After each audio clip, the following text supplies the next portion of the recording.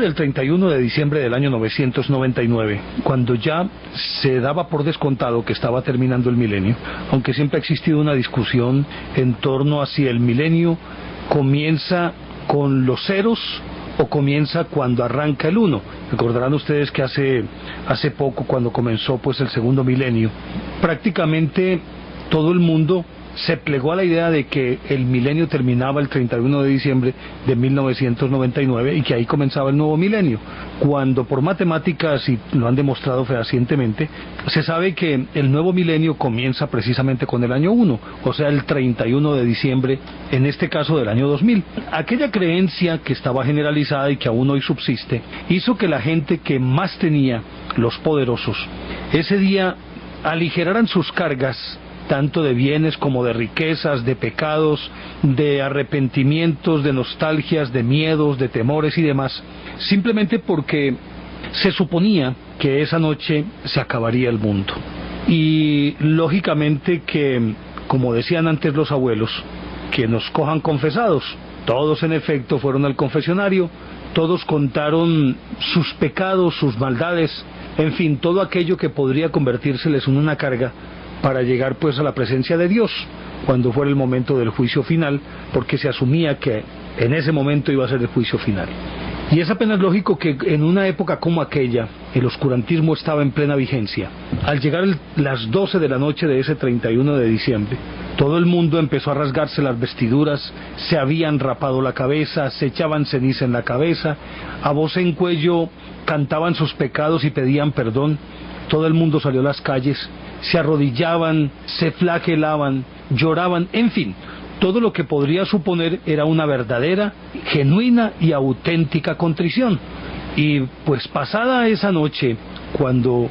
siguió avanzando esta, llegó el amanecer, despuntó el sol y vieron que no se había acabado el mundo. Naturalmente que todos aquellos generosos que habían compartido sus bienes con los pobres, que habían repartido no solamente sus bienes personales, sino sus tierras, se arrepintieron y fueron a reclamar lo que supuestamente les pertenecía. Y todo volvió a su normalidad. El agua retornó a su cauce. Ahí se les acabaron los deseos de ser buenos, el arrepentimiento, la contrición, todo se acabó en ese amanecer, después de que pasadas las 12 de la noche, obviamente que no tenían una forma de medir tampoco el tiempo con la precisión de hoy, pero digámoslo más bien que al despuntar el sol y viendo que no había ocurrido nada, pues volvieron a sus andadas. Pero esta actitud era previsible, y mucho más si desde prácticamente el recorrido de todo ese milenio se venía cantaleteando con el fin del mundo, tras la culminación de una era o de un período de 1000 años, en el que, o tras el cual más bien, pues vendría Jesús por segunda vez e instauraría un reinado de paz y de abundancia por otros 1000 años. Y ese milenarismo, que se convirtió en una obsesión, tuvo su punto de partida en la génesis misma del cristianismo, cuando, partiendo de las palabras de Jesús, se asumía que habría una segunda venida, o sea, lo que llaman la parusía, por una parte, y por la otra, durante ese milenio en el que él iba a estar ausente, o que de hecho estuvo ausente, se habría de entronizar el reinado de Satán, que en hebreo significa el adversario, no otra cosa, sino simplemente adversario. Y ante la ausencia de Jesús, lógicamente que éste impondría todos sus términos, todas sus leyes, y reinaría sobre el mundo. Pero una vez culminado ese milenio, retornaría Jesús y pondría en orden la casa. A ese movimiento y a esa tendencia se le llamó milenarismo, que además se reforzó con un libro que aún hoy suscita una enorme fascinación por un lado, y por otro un temor reverente sobre lo que puede ser el fin del mundo. Y hablamos del Apocalipsis de San Juan. El Apocalipsis fue un libro escrito al final del primer siglo por Juan, que se supone fue el apóstol que murió más viejo, rondando los 90 años o un poco más, aunque pues existe una corriente teológica que indica que Juan no escribió el Apocalipsis, sino que el Apocalipsis respondió a las necesidades de una época en la que a plenitud estaban siendo perseguidos los cristianos. y el poder temporal no solamente estaba acabando con ellos, sino vejándolos de todas las maneras habidas y por haber. Y entonces, como una actitud contestataria, ese cuerpo de discípulos de Juan, dice que fueron varias personas, varios autores, y en ningún momento Juan, escribieron el Apocalipsis, aunque evidentemente el estilo del Apocalipsis se le asigna a Juan por la forma de él haber escrito su evangelio, sus cartas, que más o menos concatenaban con el estilo de ese Apocalipsis, y seguramente que muchas de las revelaciones y muchos de los conceptos y conocimientos allí consignados procedían de la boca de Juan, adoctrinando a sus prosélitos. En uno u otro caso, simplemente el Apocalipsis respondía a una necesidad y a una exigencia y a un refuerzo de la fe, y también a una forma muy clara de atemorizar a aquellos que todavía no creían en Jesús como el verdadero Mesías. Y entonces decíamos que Juan, en el Apocalipsis, consigna esa historia del anticristo y de los 1000 años, en los que ha de reinar Satán, y luego los 1000 años que habrá de inaugurar Jesús con su segunda venida. Y en el entretanto, lógicamente que personajes que son contrarios. En este caso era muy evidente que se refería a los reyes de la época, a las ciudades en donde, a la luz del cristianismo, de ese cristianismo que predicaban los discípulos y Juan mismo, estaba dominado por, dijéramoslo, el hedonismo, el sibaritismo, relajamiento de las costumbres morales y demás, y todo esto liderado por reyes evidentemente corruptos, malos y sobre todo perseguidores de los cristianos. Entonces, una forma de tratar de contenerlos era justamente acudiendo a esa figura del anticristo, que es connatural con la teoría del milenarismo, dado que se habla de los 1000 años en los cuales va a reinar ese adversario y los siguientes 1000 años en los que va a reinar Jesús tras su segunda venida. Pues así las cosas, entonces, y especialmente en una época que, como la Edad Media, fue inmensamente rica en mitos, en leyendas, en interpretaciones de tipo supersticioso. De hecho, allí fue el terreno fértil para que proliferaran todas esas teorías, las que todo estaba asignado o por Dios o por el demonio. Si eso procedía de Dios, era bueno; si procedía del demonio, era malo, y por tanto había que combatirlo. Fue la época, además, en la que empezaron a florecer, tras la institucionalización de la Iglesia Católica como la religión oficial, desde Constantino, tras su victoria sobre Magencio en el año 312, después de esto, que se convirtió en la religión oficial, pues se afianzó esa iglesia que muy pronto se dejó penetrar por las tendencias del mundo, dejó su carácter, dijéramoslo, sacralizado, y se convirtió en un poder terreno más que cualquier otra cosa. Y fue justamente un milenio en el que la tiara, en este caso el trono de San Pedro, era no solamente un botín muy apetecido, sino que al mismo tiempo era la posibilidad de poder arbitrar cualquier enfrentamiento e imponer sus puntos de vista de acuerdo con los intereses políticos del Papa de turno. Recordemos la familia Teofilato, que en Bizancio impuso todos los papas habidos y por haber. Recordemos que de esa época oscura proceden papas que, como Esteban VI, hizo exhumar a su rival que le había ganado el trono en un conclave anterior, al famoso Formoso, que recordarán ustedes, este fue exhumado y sometido, ya siendo un esqueleto, sometido a un juicio en el que de nuevo se le condenó a muerte, y que inclusive se le decapitó, se le cortaron los 3 dedos de la mano derecha, el pulgar, el índice y el dedo del medio, con los que los sacerdotes y en especial el Papa da la bendición. y después lo tiraron al río Tíber. Bueno, todas estas cosas. Fue una época definitivamente aciaga y tan oscura como esa coyuntura histórica a la que se denomina Edad Media. Así fue de oscuro también el papado. Y el boato, el lujo, la fastuosidad se convirtieron en la carta de presentación del papado. Y por esa circunstancia, una iglesia supremamente corrupta, era apenas lógico, por el poder que de allí se emanaba y la posibilidad de decidir, se convertía en una presa supremamente apetecida, y que se la disputaron como hienas, como buitres a lo largo de ese milenio. Pero eso ocurrió desde muy temprano, y como es apenas comprensible, la alianza con el poder temporal, que para muchos cristianos que todavía pretendían llegar a ese ideal auténtico de las primeras comunidades cristianas, de compartirlo todo, de ser un cuerpo de hermanos, pues esos se opusieron de tal manera que se convirtieron en opositores de muchísimo peso, algunos de los cuales fueron declarados posteriormente herejes porque no se plegaban a los dictados del papado. Y como consecuencia natural,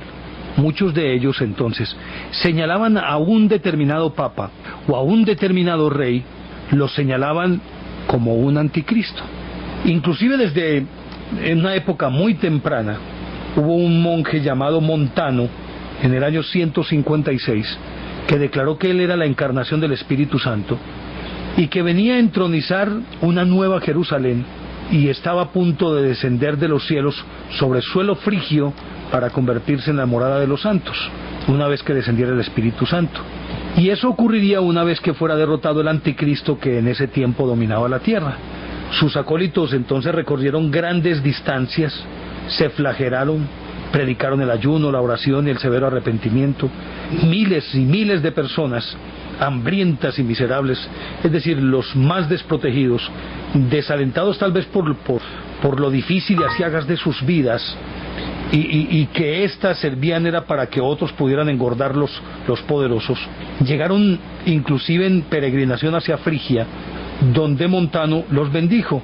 y ellos iban con la convicción de que podrían vencer al anticristo y encontrar una mejor existencia espiritual y material en ese reino de Dios que les prometían. Pues estos montanistas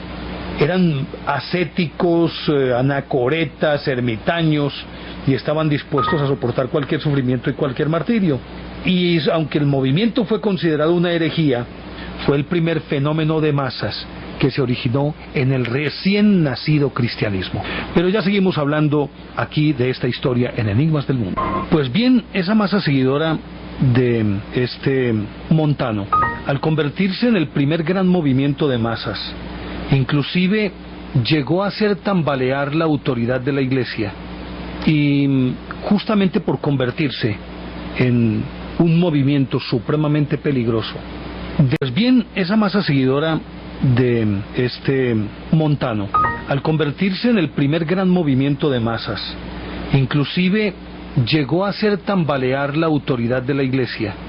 y justamente por convertirse en un movimiento supremamente peligroso, debió ser sometida esta gente a la fuerza, y se podría decir que los ahogaron en sangre para que no siguieran diseminando ese germen del mal, pues las acusaciones eran mutuas. Mientras la Iglesia Católica, sus autoridades, señalaban a Montano como un anticristo, Montano señalaba al papado y a toda la institución como el verdadero anticristo. Pero como en aquella época, aunque era muy temprano todavía, después de Montano, y tras sofocar esa revuelta, sus ideas siguieron iluminando a muchos que supusieron que en efecto él tenía razón, y así transcurrieron varios siglos. Y aún después de que Constantino ya había institucionalizado al cristianismo como religión oficial, se notaban algunos brotes de seguidores de Montano que aún reclamaban que la iglesia tendría que volver a sus viejos tiempos, a los primeros tiempos, en donde era una iglesia comunitaria y la jerarquía no era tan vertical ni tan supremamente rígida. Y ese germen estuvo ahí diríamos que en un estado de vida suspendida, y de tanto en tanto iban apareciendo algunos monjes, obviamente muchos de ellos tildados de locos, que proclamaban la pronta venida de Jesús y el cumplimiento de las profecías, y aparte de eso, la terminación de ese milenio y la entronización del reinado de Jesús tras su segunda venida. Inclusive hubo documentos en los que algunos llamados profetas pretendían hacer claridad sobre la figura del anticristo y lo que habría de ocurrir, tratando de interpretar ese apocalipsis oscuro del que estábamos hablando, y que según algunos era producto de la febrilidad de un anciano ya demente, y según otros era simplemente una consecuencia lógica del momento histórico que estaba viviendo el cristianismo en aquella época. Pues bien, se llegó inclusive, todavía muy temprano en el primer milenio, a hablar sobre la necesidad de acabar con algunos de los que aparentemente podrían encarnar en ese momento al anticristo. Porque se decía, hay un documento, por ejemplo, la Tiburtina, que anunciaba pues que vendrían tiempos de dolores, que Roma sería capturada, los tiranos oprimirían a los pobres y matarían a los inocentes y protegerían a los culpables y a los poderosos,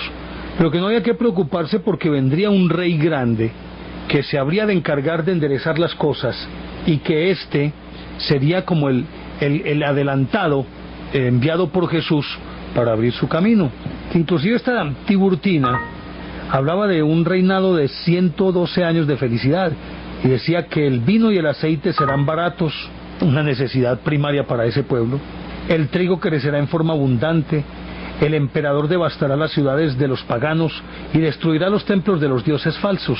quienes no se quieran bautizar serán muertos por la espada, al final de su largo reinado hasta los judíos se convertirán en Cristo y el cristianismo prevalecerá sobre toda la tierra,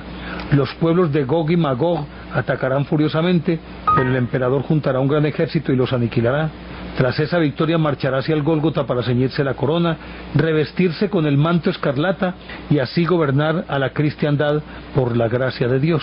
Pero resulta que ese reino peligrará por la llegada del anticristo, que con engaños y falsedades conseguirá entronizarse en Jerusalén diciendo que es Dios el Señor para favorecer a sus elegidos, y así las cosas, él comenzará entonces un reinado que solamente podrá ser combatido por el arcángel Miguel, que lo va a destruir, y así entonces quedaría abierta la segunda venida de Jesús. Pues naturalmente que cuando se habla de todas estas cosas de este texto que acabamos de leer, inmediatamente uno lo tiene que asociar con esas necesidades insatisfechas de un pueblo insatisfecho, de un pueblo a punto de copar o de rebosar la copa y de reventar y organizar pues un movimiento de masas que podrían acabar con cualquier individuo poderoso que pretendiera seguir sojuzgándolos, como de hecho ocurría con la connivencia justamente de la iglesia, de las jerarquías de la iglesia. Y como en el Apocalipsis se habla de plagas, de desastres, de terremotos, de eventos de la naturaleza absolutamente devastadores, y acudiendo además a ese miedo irracional que aún hoy el hombre tiene, pero que en aquella época era mucho más evidente, dado que hoy por lo menos hay muchos fenómenos de la naturaleza, o prácticamente todos los fenómenos de la naturaleza, se pueden explicar a la luz de la ciencia, pero en aquella época, como decíamos hace un rato, todo estaba asignado por Dios o por el diablo, y por eso la superstición hizo carrera, y de ahí que empezaran a proliferar entonces los aparentemente adeptos a Satán, que en ceremonias extrañas y ocultas no solamente adoraban al demonio, sino que además de rendirle culto, muchas mujeres, por ejemplo, copulaban con él, y de allí nacieron pues las famosas brujas, que fueron quemadas por orden de la Inquisición, pero que en aquella época, aún sin que existiera la Inquisición, ya eran víctimas simple y llanamente o porque no comulgaban en la iglesia, o porque tenían una mancha extraña en el cuerpo o en la piel, o simplemente fueran epilépticos o tuvieran algún problema mental. Todo esto se tenía que asociar con el satanismo, y esto fue un caldo nutritivo para que, explotando ese temor reverente por la iglesia y por Dios, el pueblo no protestara, siguiera sojuzgado, sirviendo a los poderosos, partiendo de aquel principio que desde la época de Carlomagno había hecho carrera, y era el que, como todo poder viene de Dios, recordemos que a él lo había coronado un papa la noche de Navidad del año 800, y entonces, a partir de ese momento, comenzó una tradición según la cual, como todo poder viene de Dios, si la iglesia es la que le concede la investidura de rey a un individuo, legitimado por la iglesia, actúa como representante de Dios en la tierra y puede hacer y deshacer, y por tanto el pueblo se tiene que someter a ese individuo que domina sus vidas, las maneja y dispone de ellas, porque además se tenía un concepto, y era un concepto aparentemente claro, y era que Dios mostraba sus maravillas y dejaba entrever de qué lado estaba en la medida en que una determinada persona fuera próspera. Si era próspera y rica, entonces se suponía que esa persona era bendecida por Dios, y si era bendecida por Dios era porque era una persona buena. Pero la pobreza, la miseria, todas estas cosas eran un signo evidente del pecado y por tanto de la miseria espiritual, y en consecuencia no eran dignos de la bondad de Dios, por tanto eran malos, y si malos, estaban condenados al infierno. Y esa actitud extremista, esa polarización, hizo pues que se enfrentaran pueblo y reyes, aunque el pueblo se enfrentaba a esos reyes, pero sin oponer resistencia. Nunca estaban de acuerdo con ellos, pero temían hacer algo porque justamente Dios habría de castigarlos, y entonces asumían una actitud de una resignación contenida por la rabia, esa resignación más bien como una evidencia de la rabia, de la impotencia, de no poder hacer nada ante circunstancias como estas. Llegó el primer milenio, no se acabó el mundo, la historia del anticristo pasó a mejor vida por un tiempo. Sin embargo, continuaban esas voces insatisfechas en algunas partes de la cristiandad, que de manera callada y también un poco soterrada seguían hablando de cómo el anticristo estaba actuando, y justamente en el seno de la iglesia, partiendo de la premisa de que la mejor manera de camuflarse dentro del bien era pretendiendo ser bueno, y por ende, si actuaba desde la iglesia, se supone entonces que ese anticristo atraería mucha más gente, porque con ello legitimaría su naturaleza aparentemente divina y aparentemente buena. Sin embargo, esos que no comían cuento empezaron a difundir sus ideas, y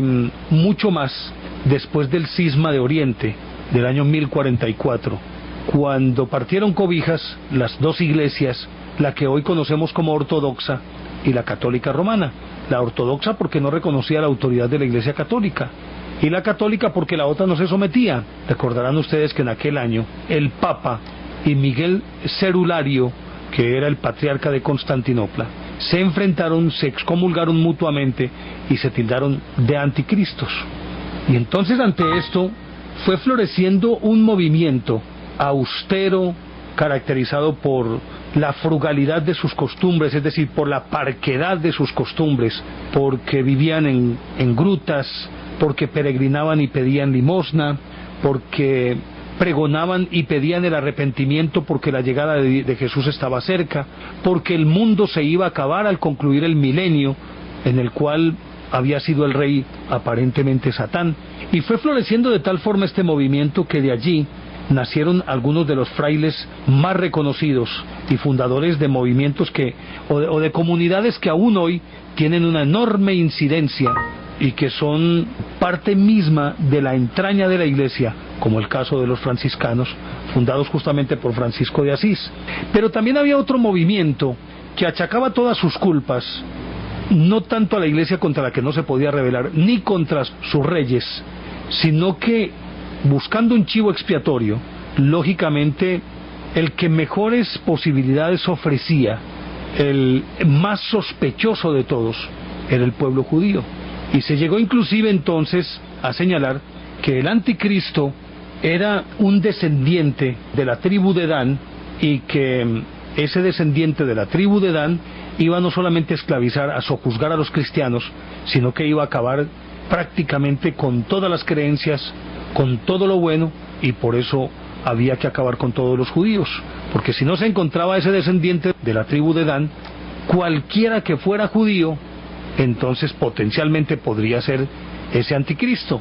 Y ya pasando del individuo al pueblo, se tomó a este como uno solo y se le llamó anticristo. Y anticristo simplemente porque los judíos eran acusados de haber sido los culpables de la crucifixión y muerte de Jesús, y que eso no se podía perdonar. O sea, pues que ahí encontraron un chivo expiatorio. Pero por otra parte también se miraba a los musulmanes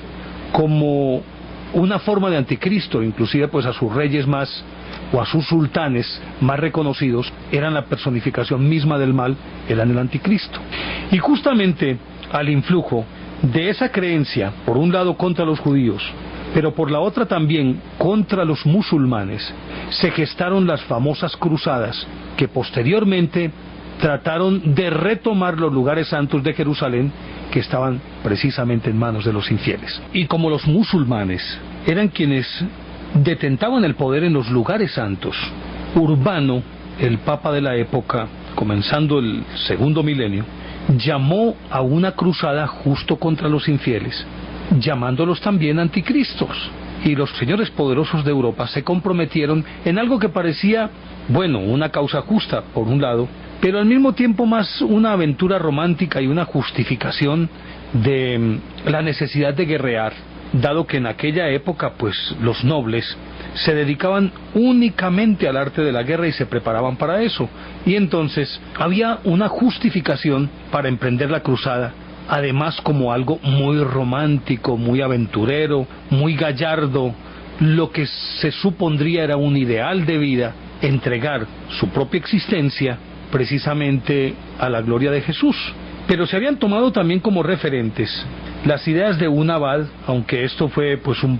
poco posterior a la primera cruzada, que fue convocada por este Urbano, y que llevó a Godofredo de Bouillon, Hugh de Champagne y otros tantos a Jerusalén. Y ahí nacieron pues los famosos templarios, los 9 caballeros que llegaron allí. Luego vinieron otras cruzadas y apareció un abad y ermitaño calabrés llamado Joaquín de Fiore, que después de escudriñar la Biblia, él creyó intuir que existía un mensaje oculto, y que ese mensaje oculto lo único que lo podía desentrañar era justamente él. Y lo descifró en el sentido de que, de acuerdo con la Trinidad,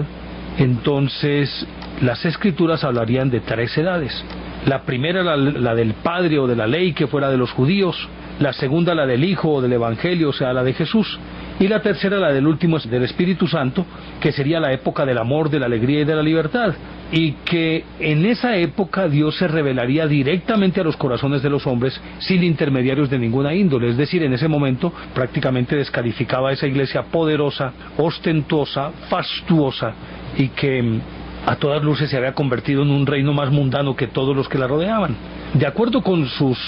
opiniones y sus ideas, Joaquín de Fiore hablaba de la necesidad de una contrición, de un arrepentimiento, pero también de una forma de purgar los pecados, ya fuera a través de las cruzadas contra los musulmanes, o de una vida en recogimiento, en oración, en ayuno, que supuestamente era el ideal de la iglesia cristiana de los primeros tiempos. Y precisamente por lo incendiaria de la palabra pues de este Joaquín de Fiore, y obviamente que todos sus mensajes contra esa iglesia fastuosa, el pueblo, o mucha parte del pueblo de Europa, de la Europa de la época, optó por las ideas de Fiore. Y como este también dentro de su mensaje incluía la necesidad de purgar a la iglesia de todos esos parásitos que la habían convertido en un recinto de mercaderes, haciendo un símil con la expulsión de los mercaderes del templo en Jerusalén, él pregonaba que había que hacer esto también. Y muchos, es decir, muchas personas del pueblo se dedicaron a saquear templos, a colgar frailes y a tratar de depurar esa iglesia por propia mano, hacer justicia por propia mano. ¿Por qué de Fiore? Obviamente que señalaba a la iglesia, y en especial a quien la representaba, en este caso el Papa, lo señalaba como un anticristo. Pero al mismo tiempo hablaba de un rey que habría de llegar y con su gallardía, pero su valentía, no solamente vencería a los musulmanes, no solamente depuraría la iglesia, sino que a su vez entronizaría una época de paz y de bonanza que llevaría a la verdadera hermandad a toda Europa. Y en su momento pretendieron ver como a ese rey, pretendieron verlo en la persona de Federico II, que era el emperador del Sacro, o del Imperio Romano, que ya al poco tiempo se convirtió en Sacro Imperio Romano. Pero este Federico, que estuvo justamente, y era otra de las teorías de Fiore, que él tenía que ir a liberar los lugares santos de la plaga de los musulmanes, de los infieles. Él encabezó una cruzada en 1229 que reconquistó a Jerusalén y se coronó rey de Jerusalén, dando un poco cumplimiento a la profecía de este Joaquín de Fiore. Pero como al Papa no le habían consultado esa parte, él respondió diciendo que el anticristo era Federico II y que lo excomulgaba. Y entonces Federico le respondió confiscando todos los bienes de la iglesia en el Sacro Imperio Romano y señaló de anticristo precisamente al Papa. En ese tira y encoge pues se olvidaron un poco de los judíos, pero por el momento, porque a lo largo de la historia y desde la diáspora misma, desde el año 70, los judíos han sido chivos expiatorios, y siempre porque cargan el San Benito de haber sido los culpables de la muerte de Jesús. Pero bueno, pasaron las cruzadas, y tras aquella cruzada de los niños, que fue un fracaso rotundo, en la que se calcula que unos 60.000 niños desaparecieron. Algunos, dicen unas teorías, fueron esclavizados y llevados a África, al norte de África. Otros simplemente como efebos en los serrallos de los sultanes. Otros que se ahogaron en uno de los barcos que debían llevarlos a Tierra Santa. En todo caso desaparecieron unos 60.000 y eso fue un gran desprestigio para la iglesia, porque entonces el pueblo, aquel que estaba tan imbuido de esa superstición, de que todo lo bueno era de Dios y que por tanto todo lo que se hiciera en nombre de Dios tenía que salir bien, y al salir mal esto, pues entonces no venía de Dios, se desprestigiaron las cruzadas. Después, en el tiempo, aparecieron otros personajes a los que también se les endosó esa etiqueta de ser anticristos. Cuando Martín Lutero puso sus 95 tesis en la puerta de la catedral de Wittenberg y se fue lancenristre contra la iglesia católica, pues, y como no cedió en sus puntos de vista y se rebeló contra la iglesia, entonces fue llamado como anticristo. Pero él a su vez señaló al Papa como el verdadero anticristo. Después vino Thomas Müntzer, que había sido un seguidor de Lutero, pero que rompió con él por el hecho de que Lutero se fue en Alemania de parte de los poderosos, dado que precisamente con sus proclamas había inflamado la mente de los pobres, cuando él pregonaba que la salvación era una concesión de Dios, era una gracia que Dios concedía y que todo se lograba a través de la fe, que la fe era la que hacía posible esa salvación. Y entonces los poderosos se pusieron del lado de Lutero porque andaban enfrentados con el papado, y Lutero, no se sabe si por buscar su protección, por comodidad o por convicción, entonces se hizo del lado de los poderosos,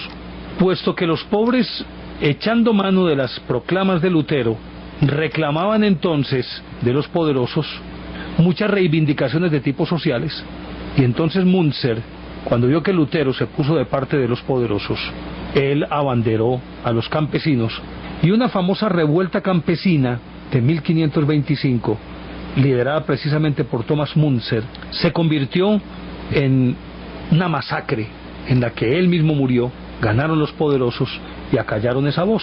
Pero Müntzer calificaba a Lutero de anticristo y Lutero a Müntzer de anticristo. Y así siguieron. Y siempre se buscó algún chivo expiatorio. Después de la decapitación pues de Müntzer en la batalla de Mulhausen en mayo de 1527, todos los campesinos volvieron al redil. Sin embargo, esas teorías de Joaquín de Fiore, de siglos antes, todavía seguían imperando, en el sentido de que la jerarquía eclesiástica era ni más ni menos la representación del demonio y que había que depurarla. Vino después el movimiento de los hugonotes, bueno, en fin, pasaron muchos acontecimientos en los que cada tanto aparecía un nuevo anticristo. Y entre ellos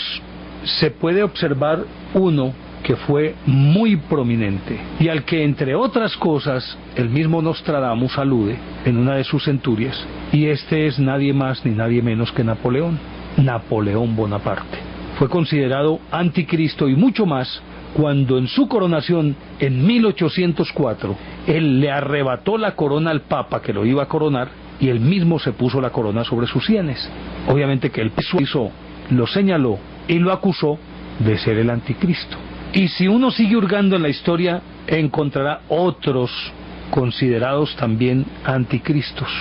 De pronto pasé por alto al Papa Alejandro VI,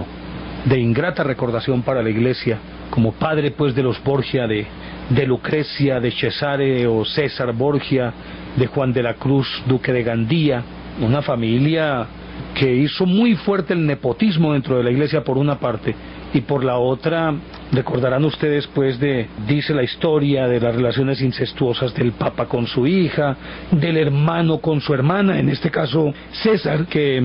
de acuerdo con lo que dice la historia, asesinó a su hermano el duque de Gandía, Juan de la Cruz, por celos con su hermana Lucrecia. Y luego de el mismo César Borgia, que fue considerado como el inspirador del Príncipe de Maquiavelo, en quien se inspiró pues Maquiavelo para hablar de la teoría de cómo debe gobernar un príncipe, también fue señalado como anticristo. Luego, de acuerdo con las necesidades de cada época y con las características de algunos personajes, muchos han sido señalados como anticristos, y lógicamente que esos anticristos están encuadrados dentro de la teoría milenarista. Es decir, cada que va terminando un siglo o cuando está comenzando un siglo, se habla de algún anticristo. Con mayor razón cuando se acerca el fin de un milenio, y créase que al comienzo del segundo milenio no fue la excepción a la regla. Así pues las cosas, esa figura del anticristo, que entre otras cosas no se menciona sino 2 veces, por ejemplo en la Biblia, no hay ninguna otra mención del anticristo, aunque se aluda a una figura que se puede asimilar al anticristo en algunos profetas, inclusive algunos profetas menores, no se le llama anticristo, solamente en el Nuevo Testamento. Y entonces, de acuerdo con esto, de tanto en tanto aparece esa figura como si fuera una justificación, o más que una justificación, un llamado al arrepentimiento, porque precisamente está pronto a llegar Jesús para acabar con ese reinado de terror, y quienes estén de acuerdo con ese anticristo seguramente también caerán como ha de caer el anticristo. Entonces, de acuerdo con cada época y con cada coyuntura histórica específica, aparece un anticristo a la medida de las necesidades de cada una de esas épocas. En su momento, y hemos mencionado ya algunos, se nos quedaban por fuera personajes como Atila, el mismo Enrique VIII, que en su momento propició aquel cisma del cual nació la Iglesia Anglicana en el siglo XVI. Aparece, como decíamos, Napoleón, Robespierre, y más acá en la historia, varios personajes, entre los cuales naturalmente Hitler, al que inclusive hace alusión Nostradamus, cuando en una de sus centurias dice que Hitler hará temblar a Europa y sembrará la desolación y el terror en Europa. Esto lógicamente que interpretado por los estudiosos de las profecías de Nostradamus. Naturalmente podría encajar perfectamente también Joseph Stalin, entre otros. Más recientemente, Gorbachev, pero por una razón muy distinta, y que se remonta un poquitico más a la época de la Inquisición, pues que abarcó ya prácticamente el final de la Edad Media y a lo largo del Renacimiento, de manera paradójica. Recordarán ustedes que en aquella época, el hecho de que una persona tuviera un lunar en una determinada parte del cuerpo, fuera en el pubis, en la región púbica, en el caso de las mujeres en una nalga, o cerca a un seno, a una areola, o una señal en la cabeza, o un lunar en forma de mancha, entonces ya era símbolo inequívoco de que tenía pacto con el demonio. Y en este caso Gorbachev, recordarán ustedes, tiene un lunar en la frente ya despoblada de cabello, que lo haría perfectamente asimilable a ese arquetipo de el anticristo de la Edad Media, más por esa señal que por cualquier otra condición, porque si fuera por sus ejecutorias, recordemos que el comunismo, que en su momento también fue señalado como anticristo, él fue el que le dio la carta de defunción. Entonces sería paradójico y extraño que él fuera señalado como anticristo. Y como de acuerdo con las características de la época, aparece ese anticristo. Pues el siglo XX, especialmente la segunda mitad del siglo XX, no se queda atrás. Personificándolo, entonces habría que partir de una profecía de Jane Dixon, la vidente norteamericana, que decía que el 5 de febrero de 1962 había tenido una visión según la cual en ese instante estaban haciendo el anticristo en Egipto y que era o pertenecía a una familia descendiente de la faraona Nefertiti, y que ese personaje para 1999 haría su aparición pública, todo como parodiando pues la vida de Jesús.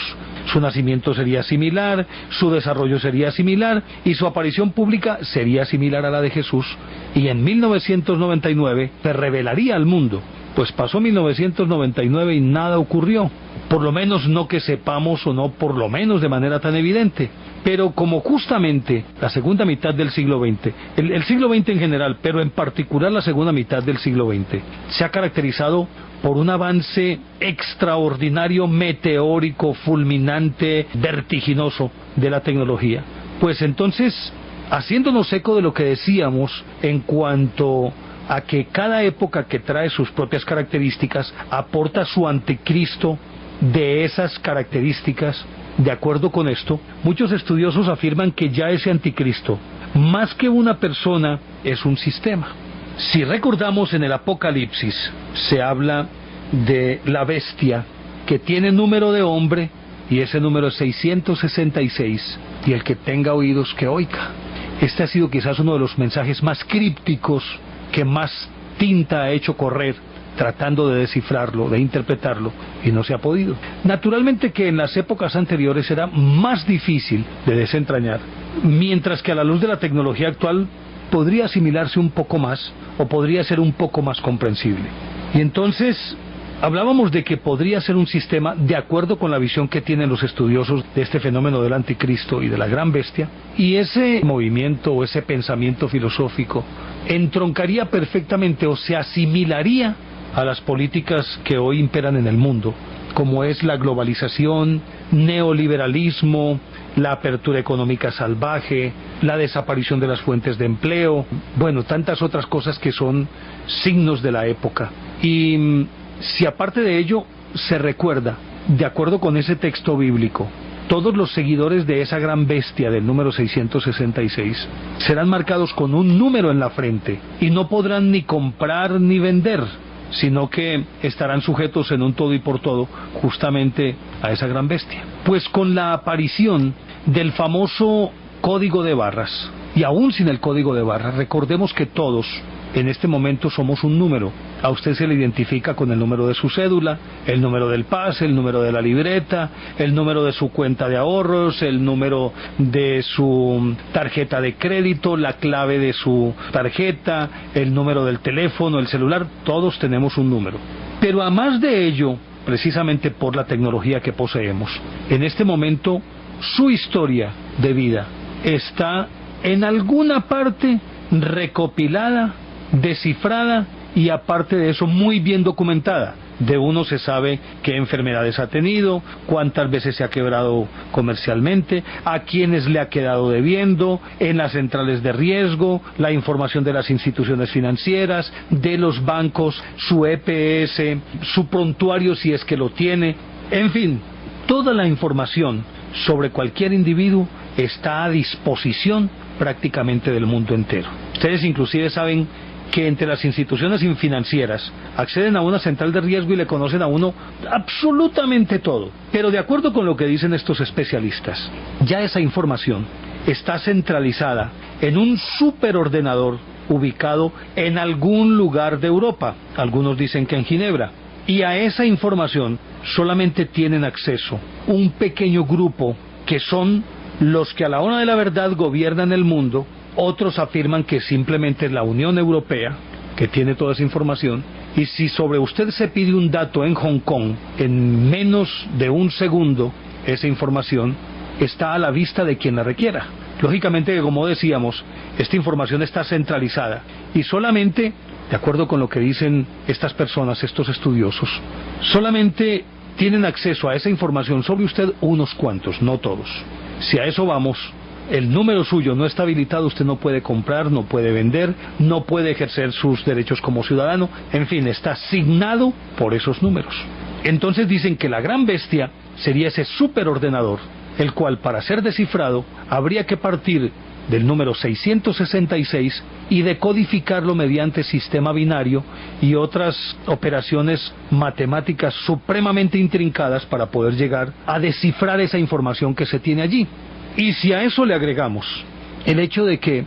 de acuerdo con lo que decía Jane Dixon, la era de Acuario comenzó justamente en ese día en el que aparentemente nació ese anticristo,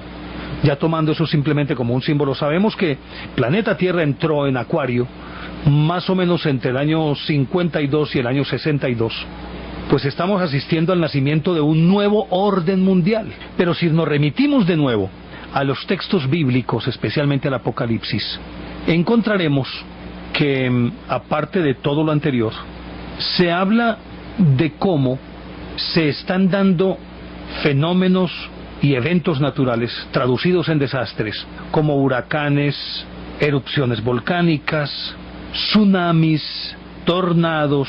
en fin, la Tierra, de acuerdo con lo que dice el Apocalipsis, está en dolores de parto, en la aparición de una nueva época en la historia del hombre. Si esos eventos de orden natural se suman a estos otros de orden tecnológico, y si le agregamos otros de orden social, que como decíamos ahora, la desaparición del empleo, la desaparición de los sistemas de seguridad social, aparte de ello, esa agitación que es evidente en los movimientos xenófobos, en los movimientos sociales, en la tiranía de estos organismos que podríamos llamar supraestados, como el Fondo Monetario Internacional, el Banco Mundial, el Banco Interamericano de Desarrollo, que dictan todas las políticas y que como consecuencia de esas políticas la agitación social es evidente, como los pueblos tumban presidentes, nada más para hablar de los nuestros, Argentina, Perú, Ecuador, Brasil, siga por Indonesia y otros tantos pueblos del planeta. Entonces esa agitación social sumada a aquellas de orden tecnológico y aquellas otras de orden natural ya nos está dando un cuadro completo que podría encajar dentro del lenguaje de ese Apocalipsis. Habría que agregarle otros elementos, como para que el panorama fuera completo, y de acuerdo con lo que dice Malaquías y otros videntes, otros profetas. Malaquías, aquel que desde 1143 signó a cada papa con un lema y ha correspondido perfectamente. Recordemos que este Papa Benedicto XVI, de acuerdo con esta lista, sería el penúltimo y su eslogan sería de la gloria del olivo. Solamente quedaría un papa, que es Pedro el Romano, el último papa. Pero habría que sumarle también, para que la profecía fuera completa, otros elementos que nacen de las profecías de la Biblia. El retorno del pueblo judío a su tierra, lo cual ocurrió en 1948. Y quedaría un último elemento, que es la reconstrucción del templo de Salomón, en donde hoy está la mezquita del califa Omar, que es el asentamiento primitivo del templo de Salomón. Pero destruir la mezquita para reconstruir el templo implicaría una guerra a muerte entre Occidente y Oriente, en este caso musulmanes contra cristianos. Puede ser un simbolismo eso de la mezquita del califa Omar, pero sabemos que en este momento ya prácticamente está, diríamos, gestándose esa guerra entre musulmanes y cristianos. Hablemos de Al Qaeda, hablemos de lo que está haciendo supuestamente Estados Unidos contra el terrorismo, para destruir el terrorismo. Recordemos que Irán está en este momento ya a punto de producir armas atómicas. Recuerden que Irak está invadido. Es decir, hay un montón de síntomas que apuntarían a creer, ahora sí con unos elementos de juicio más claros, en que estamos asistiendo al final de ese milenio que no tiene nada que ver con el número de años, mas sí con las épocas, y que estaría a punto de entronizarse un nuevo orden mundial que tal vez estaría personificado en un solo gobierno en el mundo. Pero eso implicaría la destrucción de todas las demás formas de gobierno, la guerra con los musulmanes, o sea, de Oriente contra Occidente.